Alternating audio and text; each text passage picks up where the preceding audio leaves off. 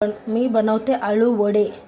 आधी बेसन पीठ घ्यायचं, आळूचे पान असे चिरून स्वच्छ धुवून घ्यायचे,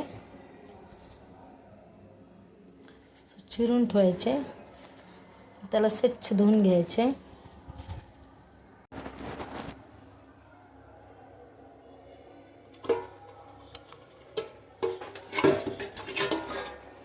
पातेलं घ्यायचं, पातेल्यामध्ये पाणी घालायचे आणि त्याच्यावर जाळीचं चाळण ठेवायचे आणि त्याला तेल लावायचं आतमधून। तो गॅसवर ठेवून द्यायचं असं। पिठामध्ये तिखट, हळद, मीठ घालायचं आणि चिंचाचा खोल टाकायचं। चिंचाचा खोल ह्याच्यामध्ये टाकायचे, पिठामध्ये टाकायचं आणि एकजीव करून घ्यायचं। असं एकजीव एकत्र करून घ्यायचं, सगळे पीठ मिक्स करून घ्यायचे आणि आळूच्या पानावर लावायचं, आळूच्या पानाला लावायचं, एक एक करून लावायचं, उलटा सुलटी। झाला आपला पीठ तयार।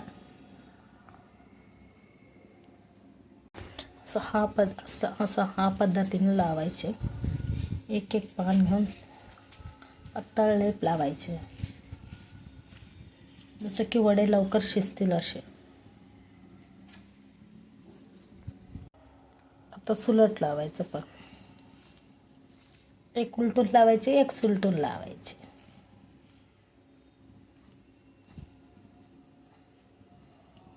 अशा पानाला लावायचे वड्याच्या।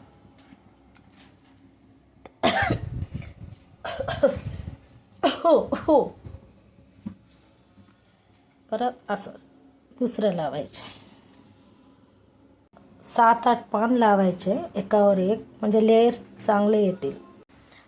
मग आपण ह्याला फोल्ड करून घ्यायचे, दुमडून घ्यायचे, असे दुमडायचे।